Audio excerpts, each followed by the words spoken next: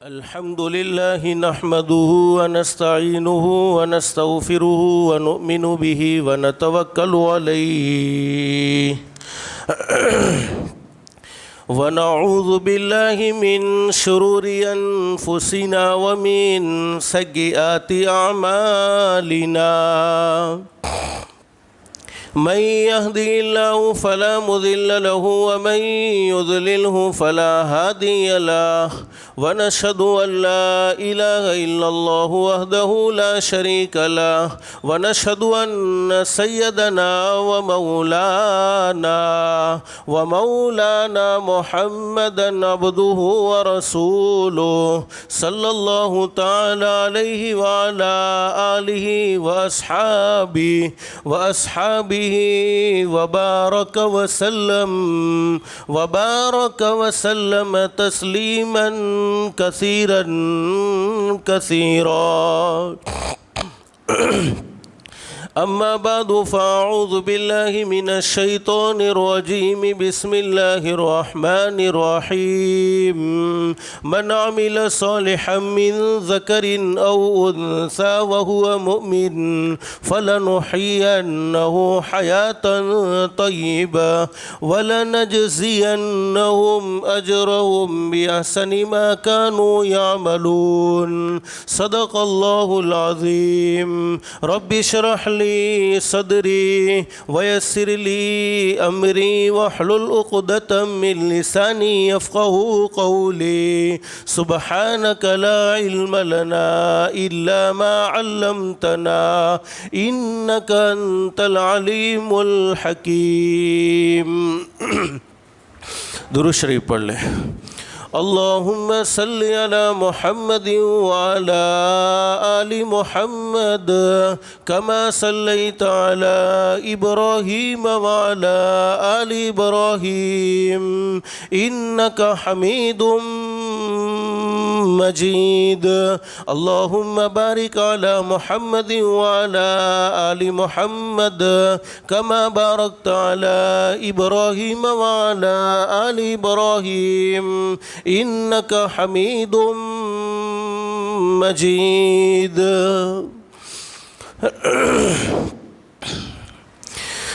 گرامی قدر علماء کرام بزرگان محترم اور میرے پیارے دوستو، اللہ کا ہم سب پر بہت بڑا احسان اور بہت بڑا کرم ہے کہ اللہ نے ہم سب کو تھوڑی دیر کے لیے اپنے گھر میں یعنی مسجد میں جمع فرمایا۔ دعا کرو اللہ ہم سب کے جمع ہونے کو قبول فرمائے۔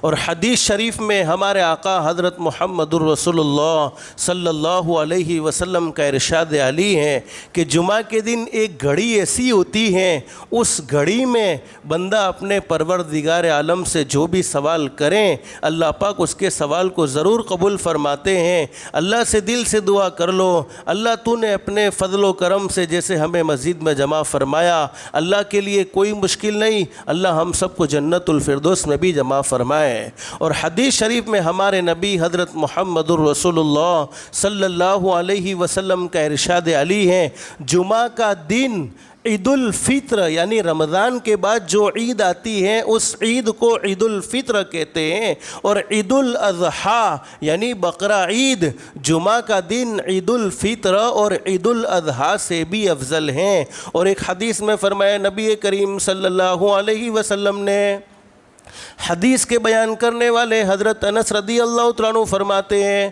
فرمایا نبی کریم صلی اللہ علیہ وسلم نے جمعہ کے دن کی 2 رکعت نماز باقی دنوں کی 1000 رکعت نماز سے افضل ہے، اور جمعہ کے دن کی 1 تسبیح باقی دنوں کی 1000 تسبیح سے افضل ہے۔ اس لیے حدیث میں فرمایا نبی کریم صلی اللہ علیہ وسلم نے، میرے امتیوں جتنا ممکن ہو سکے جمعہ کے دن نیکی کے کام زیادہ کرتے رہو، اس لیے کہ جمعہ کے دن نیکی کے کاموں کا اجر باقی دنوں سے زیادہ ملتا ہے۔ ویسے تو زندگی کی ہر گھڑی بڑی قیمتی ہے، زندگی کا ہر دن بڑا قیمتی ہے، اللہ پاک ہمیں زندگی کی قدردانی کی توفیق نصیب فرمائے۔ لیکن اس وقت چونکہ مختصر سا وقت ہے، مختصر سے وقت میں ہم سب کو پہلے طے کرنا ہے کہ عمل کریں گے انشاءاللہ۔ اس وقت ہم دنیا کا جو حال دیکھ رہے ہیں ہیں, 2020 گزر چکا, 2021 گزرنے کو ہے.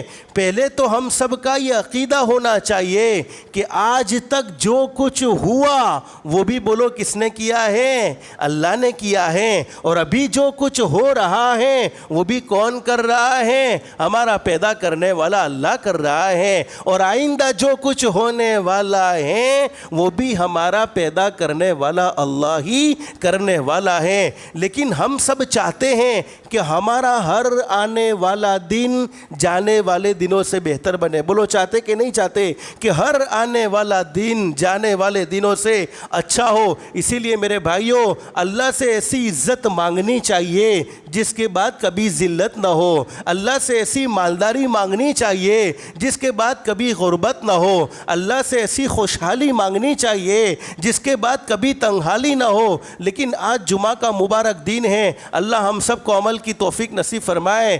آج کے اس دن میں آپ کو ایک خزانہ دینے جا رہا ہوں, اور وہ خزانہ میں اپنی طرف سے نہیں دیتا, ہمارے آقا حضرت محمد الرسول اللہ صلی اللہ علیہ وسلم نے اپنی امت کو دیا ہے. لیکن میرے بھائیوں, ہم نے جن جن پریشانیوں کا سامنا کیا, جن جن حالات کا سامنا کیا, حقیقت یہ ہے حالات پیدا کرنے والے ہم خود ہیں. ماں باپ کو اپنے بچوں سے محبت ہوتی ہے. ماں باپ کے بچے کتنے بھی نافرمان کیوں نہ ہو, لیکن ماں باپ اپنے بچوں کو تکلیف میں دیکھنا پسند نہیں کرتے, مصیبت میں دیکھنا پسند نہیں کرتے. تو وہ اللہ جو 70 ماؤں سے زیادہ مہربان, وہ اپنے بندے کو پریشانی میں کیسے مبتلا کرے گا؟ حدیث شریف میں موجود ہے, فرمایا نبی کریم صلی اللہ علیہ وسلم نے, جب کوئی بندہ زمین پر اللہ کی نافرمانی کرتا ہے, اتنے حالات ہم نے اپنی آنکھوں سے دیکھے, اتنی پریشانیوں کا سامنے ہم نے اپنی آنکھوں سے کیا. ارے کسی کو دنیا سے بخار میں جاتے ہوئے دیکھا, کسی کو نارمل سردی میں جاتے ہوئے دیکھا, ارے کوئی بیماری نہیں تھی, کوئی پرابلم نہیں تھا, اطلاع ملی کہ تھوڑا سا بخار تھا دنیا سے چلا گیا, تھوڑی سی سردی تھی دنیا سے چلا گیا, تھوڑی سی کوئی بیماری آئی دنیا سے چلا گیا. اتنے حالات ہم نے اپنی آنکھوں سے دیکھے, اس کے باوجود ہم اپنی ذات کو نہیں بدلتے. حدیث شریف میں موجود ہے, جب کوئی بندہ زمین پر اللہ کی نافرمانی کرتا ہے, فجر کی نماز میں آرام سے سویا رہتا ہے, فجر کی نماز نہیں پڑھتا, اپنی ذات کو حرام سے نہیں بچاتا, زبان سے جھوٹ بولتا ہے, لوگوں کی غیبت کرتا ہے, آنکھوں سے غلط دیکھتا ہے, کانوں سے غلط سنتا ہے, اللہ کی زمین کہتی ہے اللہ اجازت دے. ارے تو نے اسے زندگی نصیب فرمائی, تو نے اسے جوانی نصیب فرمائی, اس کے باوجود یہ مسلسل تیری نافرمانی میں اور ترقی کرتا جا رہا ہے. اللہ اجازت دے اسے ختم کر دیا جائے, میں اسے نگل جاؤں. تو اللہ پاک فرماتے زمین بندہ تیرا ہے یا بندہ میرا؟ زمین کہتی اللہ بندہ تو تیرا ہے. اللہ فرماتے پھر اس کو میرے حوالے کر دو, میں اس کی توبہ کا انتظار کروں گا. تو اللہ تو معاف کرنے والا ہے. اور قرآن کریم کے ایک مقام پر اللہ فرماتے ہیں ما اصابکم من مصیبت فبما کسبت ایدیکم ویعفو عن کثیر. اللہ فرماتے میرے بندو, دنیا کی مختصر سی زندگی میں جتنی پریشانیاں تم نے اپنی آنکھوں سے دیکھی ہے, حقیقت یہ ہے کہ وہ پریشانی تمہارے اعمال کا نتیجہ ہے. یعنی تم زمین پر جیسے اعمال کرتے ہو, اللہ آسمان پر ویسے فیصلے کرتا ہے. اس لیے بہت اچھی بات کہی ہے, تیرے اعمال سے ہے تیرا پریشان ہونا, ورنہ مشکل نہیں مشکل کا آسان ہونا. ہر کوئی کہتا ہے میں پریشان ہوں, کوئی اپنے آپ کو یوں نہیں کہتا کہ میں بڑا سخی ہوں, میں نو ٹینشن ہوں. کسی کو کچھ نہ کچھ ٹینشن تو ضرور ہوتا ہے, اور اپنی پریشانی کا الزام کسی اور پر ڈالا جاتا ہے. کوئی کہتا ہے مجھے اپنی بیوی نے پریشان کیا, کوئی کہتا ہے مجھے اپنے بچوں نے پریشان کیا, کوئی کہتا ہے مجھے اپنی دکان کے سیٹھ نے پریشان کیا, کوئی کہتا ہے مجھے اپنے محلے والوں نے پریشان کیا, کوئی کہتا ہے مجھے اپنے پڑوسیوں نے پریشان کیا. ہر ایک کو یہ شکایتیں ہیں, لیکن حقیقت یہ ہے کسی کو کسی نے پریشان نہیں کیا, ہر ایک کو اس کے گناہوں نے پریشان کیا ہے. تو کیا بات کہی ہے, تیرے اعمال سے ہے تیرا پریشان ہونا, ورنہ مشکل نہیں مشکل کا آسان ہونا. اللہ کے لیے کیا مشکل ہے, وہ تو کن فیکن کا مالک ہے. چاہے تو ایک سیکنڈ میں کورونا وائرس ختم, 1 سیکنڈ میں لاک ڈاؤن ختم, اور بگڑے ہوئے حالات کو درست کرنے کے لیے صرف کن فیکن تو سمجھانے کے لیے اللہ کے لیے کوئی مشکل نہیں ہے. تیرے اعمال سے ہے تیرا پریشان ہونا, ورنہ مشکل نہیں مشکل کا آسان ہونا. پورے عالم پہ حکومت ہو تیری اے مسلم, پورے عالم پہ حکومت ہو تیری اے مسلم, تو سمجھ جائے اگر اپنا مسلمان ہونا. ہم نے اپنے مسلمان ہونے کو بلا دیا کہ مسلمان کی زندگی کیسی ہونی چاہیے تھی, مسلمان کے اخلاق کیسے ہونے چاہیے تھے, مسلمان کا کردار کیسا ہونا چاہیے تھا, مسلمان کا اپنے ماں باپ کے ساتھ کیا سلوک ہونا چاہیے تھا, مسلمان کا اپنے رشتہ داروں کے ساتھ کیا سلوک ہونا چاہیے تھا, مسلمان کا اپنے پڑوسیوں کے ساتھ کیا سلوک ہونا چاہیے تھا, مسلمان کا اپنی بیوی کے ساتھ کیا سلوک ہونا چاہیے تھا. ہم اپنے مسلمان ہونے کو بھولے جس کے نتیجے میں حالات پیدا ہوئے ہیں. اور ہم دیکھتے ہیں کبھی کبھی فجر کی نماز کے لیے ہم کسی مسلمان کے محلے سے گزرتے ہیں تو یہ فیصلہ کرنا بڑا مشکل معلوم ہوتا ہے کہ ہم کسی مسلمان کے محلے سے گزرے ہیں یا کسی غیر کے محلے سے گزرے ہیں. لیکن آج میں آپ کو ایک عمل بتلانے والا ہوں, کرو گے انشاءاللہ. اس عمل کو کرنے کی برکت سے اللہ پاک زندگیوں میں سکون و اطمینان بھر دے گا انشاءاللہ. اور سکون دینے والا کون؟ اور اللہ پاک ہر آنے والا دن جانے والے دنوں سے بہتر بنائے گا انشاءاللہ. بخاری شریف میں حدیث موجود ہے, ایک مرتبہ اللہ ہر ایک کو مدینۃ المنورہ کی حاضری نصیب فرمائے. کہہ دو آمین. جمعہ کا مبارک دین ہے, اللہ سے دل سے دعا کر لو اللہ مکے کے دروازے بھی کھول دے, مدینے کے بھی دروازے کھول دے. اللہ عافیت کے ساتھ مکۃ المکرمہ کی, مدینۃ المنورہ کی اخلاص للہیت اور ادب کے ساتھ حاضری نصیب فرمائے. مدینۃ المنورہ میں بخاری شریف میں حدیث موجود ہے, ایک صحابی سخت بیمار, اور ایسی بیماری کے کھڑے ہونے کی طاقت بولو نہیں ہے, چلنے کی طاقت نہیں ہے, ارے بیٹھنے کی طاقت نہیں ہے. حدیث شریف میں لکھا ہے کہ صحابی کا پورا بدن لکڑی کی طرح سوکھ چکا ہے, پورا بدن کمزور ہو چکا ہے. حضرت اقدس نبی کریم صلی اللہ علیہ وسلم کو خبر ملی. اور میرے بھائیوں, جب ہم ہمارے آقا تاجدار مدینہ محمد الرسول اللہ صلی اللہ علیہ وسلم کی مبارک زندگی کو پڑھیں گے اور مبارک زندگی کو سنیں گے تو یہ فیصلہ کرنے پر مجبور ہوں گے کہ ہمارے ماں باپ سے بھی زیادہ اگر ہم سے کوئی محبت کرنے والا تھا تو ہمارے آقا حضرت محمد الرسول اللہ صلی اللہ علیہ وسلم محبت کرنے والے تھے. حدیث شریف میں موجود ہے حضرت اقدس نبی کریم صلی اللہ علیہ وسلم وہ بیمار صحابی کی عیادت کے لیے تشریف لے گئے, یعنی بیمار صحابی کی خیر خیریت کو معلوم کرنے کے لیے. اور ترمذی شریف میں حدیث موجود ہے, علماء جانتے ہیں, حدیث کے بیان کرنے والے حضرت ابو ہریرہ رضی اللہ تعالیٰ عنہ فرمائے نبی کریم صلی اللہ علیہ وسلم نے جب میرا کوئی امتی کسی بیمار کی عیادت کے لیے یا اپنے بھائی کی ملاقات کے لیے, اس لیے گھر گھر کی ملاقاتیں معمولی ملاقات نہیں ہیں بلکہ اللہ رب العالمین اس پر کیا دیتے ہیں. حدیث شریف میں فرمایا نبی کریم صلی اللہ علیہ وسلم نے جب میرا کوئی امتی کسی مسلمان کی عیادت کے لیے, بیمار کی عیادت کے لیے یا اپنے مسلمان بھائی کی ملاقات کے لیے اپنے گھر سے نکلتا ہے یا اپنے محلے سے نکلتا ہے, اللہ پاک اس کے پیچھے ایک فرشتہ لگا دیتے ہیں اور وہ فرشتہ پکار پکار کر کہتا ہے تم کتنے بابرکت ہو, تمہارا چلنا کتنا بابرکت ہے, یقیناً تم نے اپنا ٹھکانہ جنت میں بنا لیا. اور حدیث شریف میں فرمایا نبی کریم صلی اللہ علیہ وسلم نے جب میرا کوئی امتی کسی بیمار کی عیادت کے لیے صبح میں جاتا ہے تو شام تک 70,000 فرشتے یعنی 70,000 فرشتے اس کے لیے دعائیں کرتے ہیں. ہمارے لیے تو صرف ایک فرشتے کی دعا کافی ہے, اس کے باوجود ہمارے آقا کا سچا فرمان کہ 70,000 فرشتے اس کے لیے دعائیں کرتے ہیں. اور شام کو جاتا ہے تو صبح تک 70,000 فرشتے دعائیں کرتے ہیں. حدیث شریف میں موجود ہے حضرت اقدس نبی کریم صلی اللہ علیہ وسلم وہ بیمار صحابی کی عیادت کے لیے تشریف لائے. حضور نے صحابی سے پوچھا کہ کہ اللہ کے بندے بیماری کے دن چل رہے ہیں، ارے کھڑے ہونے کی طاقت نہیں، چلنے کی طاقت نہیں، بیٹھنے کی طاقت نہیں، ان بیماری کے دنوں میں تم اللہ سے کیا دعا مانگتے ہو، اللہ سے تم کیا سوال کرتے ہو؟ اور آپ کو یہ معلوم ہونا چاہیے کہ بیماری کے دنوں میں دعائیں قبول ہوتی ہیں۔ جب اللہ کی طرف سے کوئی پریشانی آ جائے، کوئی مصیبت آ جائے، اس مصیبت میں ہم اللہ کو پکارتے ہیں تو اللہ پاک ہماری پکار کو ضرور سنتا ہے۔ اور ابن ماجہ شریف میں یہ حدیث موجود ہے، حضرت اقدس نبی کریم صلی اللہ علیہ وسلم نے حضرت فاروق اعظم رضی اللہ تعالیٰ عنہ سے فرمایا کہ عمر، جب کوئی آدمی بیمار ہو جائے تو اس کو دعاؤں کے لیے کہو، اس لیے کہ بیمار آدمی کی دعا فرشتوں کی دعا کی طرح قبول ہوتی ہے۔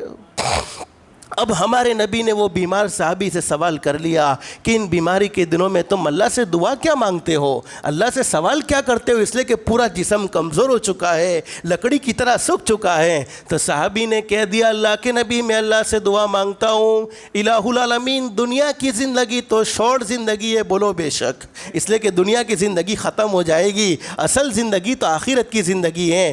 دنیا کی زندگی تو شارٹ زندگی ہے، دنیا کی زندگی تو ختم ہونے والی فانی زندگی ہے۔ اے اللہ، تو دنیا کی زندگی میں جتنی تکلیفیں تو مجھے دینا چاہتا ہے، جتنی آزمائشوں میں تو مجھے مبتلا کرنا چاہتا ہے کر لے، لیکن آخرت کی تکلیف سے تو مجھے بچا لینا، آخرت کی تکلیف سے تو مجھے محفوظ فرما لینا۔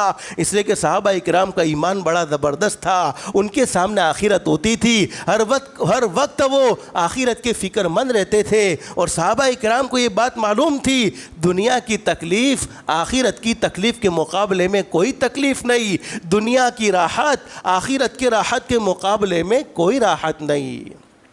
حدیث شریف میں موجود ہے، جب ہمارے نبی نے صحابی کی یہ بات سنی، صحابی دعا کیا کرے، اللہ دنیا کی زندگی تو ختم ہو جائے گی، دنیا کی زندگی تو شارٹ ہے، دنیا کی زندگی میں جتنی تکلیفیں تو مجھے دینا چاہتا ہے دے دے، لیکن آخرت کی تکلیف سے تو مجھے بچا لینا۔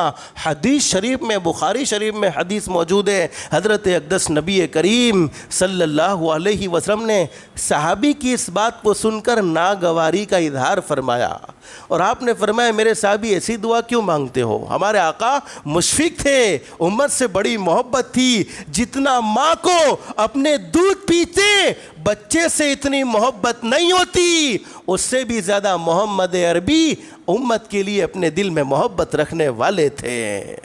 ہمارے نبی نے فرمایا میرے صحابی تم دنیا کی تکلیف کو برداشت نہیں کر سکتے، بولو ہوتی ہے برداشت، نہ ہم تھوڑی سی گرمی کو برداشت کر سکتے ہیں، نہ ہم تھوڑی سی سردی کو برداشت کر سکتے ہیں، نہ ہم تھوڑا سا کوئی اور دکھ اپنی زندگی میں آ جائے اور اسے برداشت کر سکتے ہیں، ہرگز برداشت نہیں کر سکتے۔ ہمارے نبی نے فرمایا میرے صحابی ایسی دعا نہ مانگو، تم نے ایسی دعا کیوں مانگی؟ اس لیے کہ نہ تم دنیا کی تکلیف کو برداشت کر سکتے ہو، اور جب دنیا کی تکلیف برداشت نہیں ہوتی تو بولو آخرت کی ہوگی؟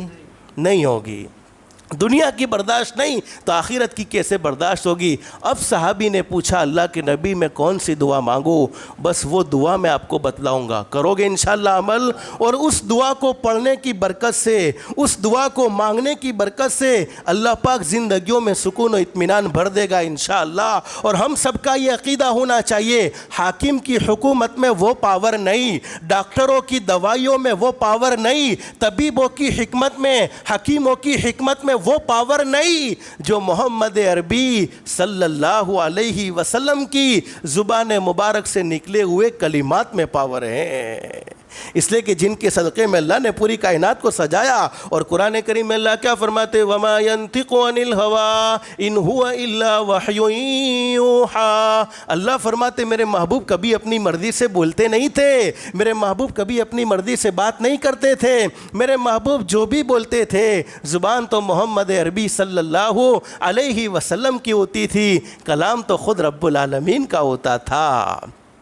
اس دعا کو پڑھنے کی برکت سے اگر کوئی آدمی قرض میں ڈوب چکا ہے، ظاہری کوئی اسباب اسے نظر نہیں آتے، اللہ قرض سے نجات نصیب فرمائے گا، کاروبار ٹھپ پڑ چکا ہے، کاروبار میں مندی آ چکی ہے، کاروبار میں ایسا معلوم ہوتا ہے جیسے میرے کاروبار میں کسی نے جادو کر دیا ہے، میری دکان پر کسی نے جادو کر دیا ہے، اس دعا کو پڑھنے کی برکت سے اللہ پاک جادو ہوگا تب بھی ختم فرمائے گا، اور رزق میں بے حساب برکتوں کے فیصلے فرمائے گا۔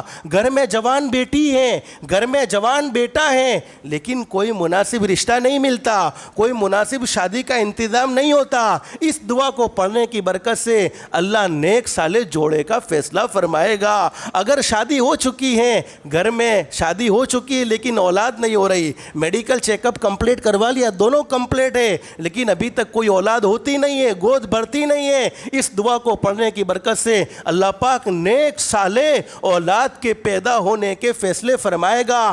الغرض دنیا میں جتنی ہماری ضرورتیں ہیں، جتنی ہماری راحتیں ہیں، جتنی ہماری آرام کی چیزیں ہیں، تمام کی تمام چیزیں اللہ پاک اپنے خزانہ غیب سے نصیب فرمائے گا۔ جیسے کوئی آدمی کرائے کے مکان میں رہتا ہے، کرایہ بھر بھر کے تھک چکا ہے، اب وہ وسعت نہیں، وہ طاقت نہیں کہ ہر مہینے کا کرایہ ادا کر سکے، اللہ پاک اس دعا کو پڑھنے کی برکت سے ذاتی مکان کے فیصلے فرمائے گا۔ یعنی دنیا میں جتنی ہماری ضرورتیں ہیں، تمام کی تمام ضرورتیں مل جائے گی۔ اور میں یہ کوئی کمزور حدیث ذکر نہیں کرتا، بخاری شریف کی حدیث آپ کے سامنے ذکر کرتا ہوں۔ اللہ نے بہت سو کو بیت اللہ جانے کی سعادت نصیب فرمائی ہوگی، جو جا کر آئے اللہ ان کے حج کو بھی قبول فرمائے، عمرہ کو بھی قبول فرمائے، اور نہیں گئے تو دل سے دعا کر لو اللہ ہر ایک کے لیے عافیت کے ساتھ، ادب کے ساتھ حاضری نصیب فرمائے۔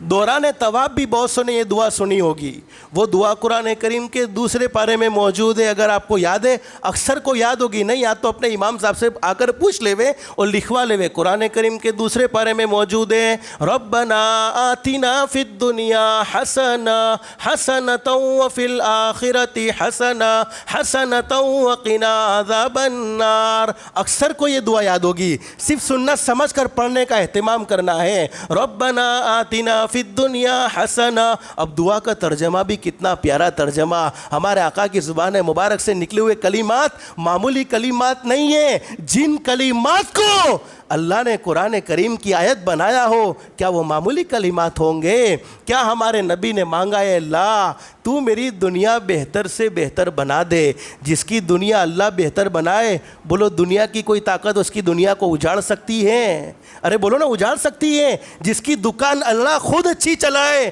دنیا کی کوئی طاقت اس کی دکان کو کمزور کر سکتا ہے؟ جس کے ساتھ اللہ پاک بھلائی کا معاملہ کر لے، اس کے ساتھ کوئی برائی کا معاملہ کر سکتا ہے؟ نہیں کر سکتا۔ تو ہمارے آقا نے پہلے دنیا کی بھلائی مانگی، اس لیے کہ دنیا کی زندگی پہلی ہے، پھر آخرت کی زندگی ہے۔ ربنا آتنا فی الدنیا حسنہ، اے اللہ تو میری دنیا بھی بہتر سے بہتر بنا دے، وفی الآخرہ، دنیا بہتر بنی تو بولو آخرت بھی انشاءاللہ بہتر ہی بہتر ہے۔ اے اللہ تو میری آخرت بھی بہتر سے بہتر بنا دے، وقنا عذاب النار، اور مجھے جہنم کے عذاب سے بچا لینا۔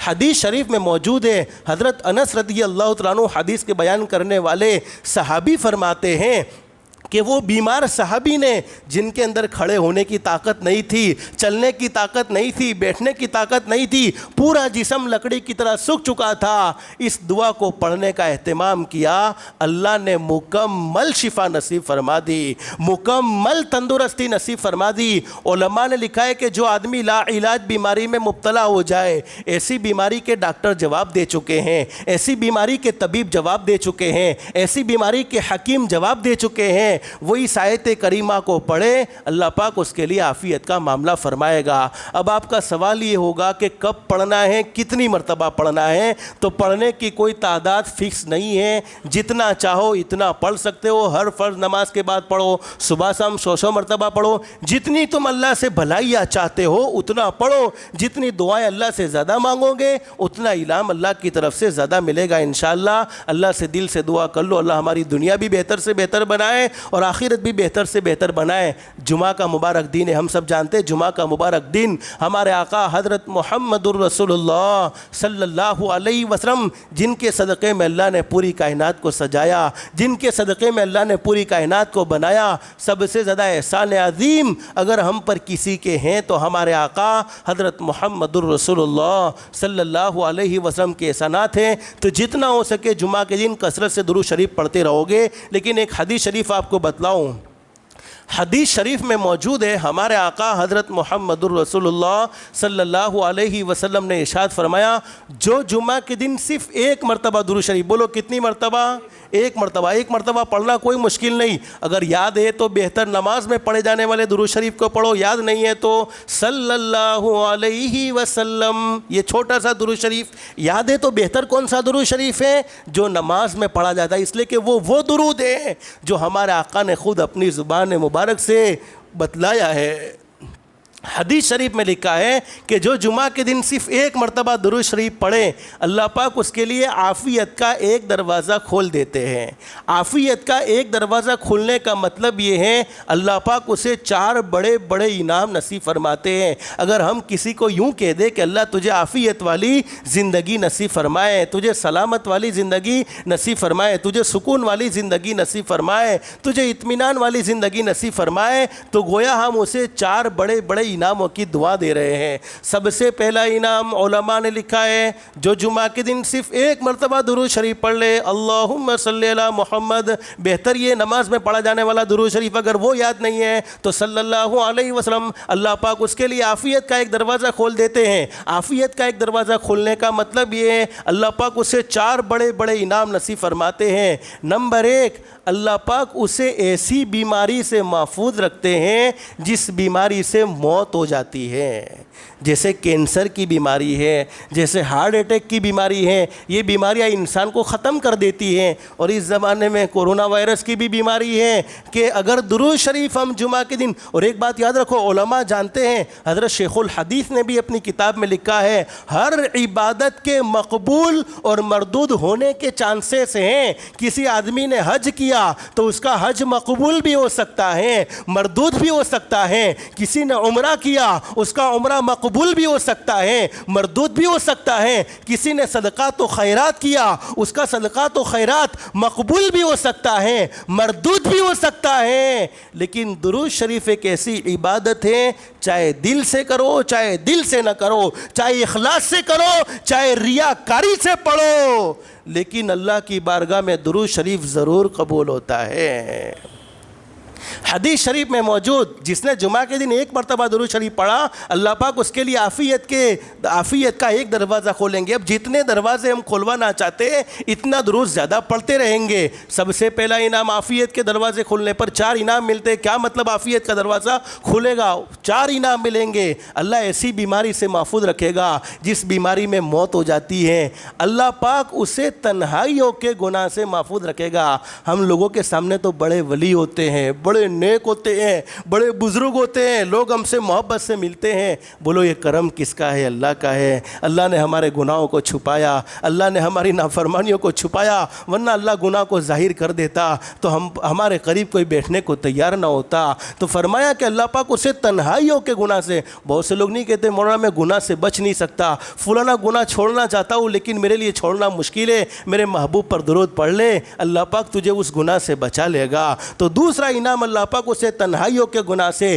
چھپ چھپ کر کرنے کے گناہوں سے محفوظ رکھیں گے. تیسرا انعام اللہ پاک اسے ظالم کے ظلم سے محفوظ رکھیں گے, یعنی ظالموں سے اس کا کوئی پالا نہیں پڑے گا, ظالموں کا اسے سامنا نہیں کرنا پڑے گا, اور اگر کرنا پڑ بھی گیا تو ظالم ناکام ہو جائے گا اور مظلوم یعنی جس پر ظلم کیا گیا وہ کامیاب ہوگا. اور چوتھا بڑا انعام ہمارے آقا حضرت محمد عربی صلی اللہ علیہ وسلم پر درود پڑھنے پر علماء نے بیان فرمایا اللہ بغیر حساب کے, بغیر محنت کے حلال پاکیزہ روزی نصیب فرمائیں گے.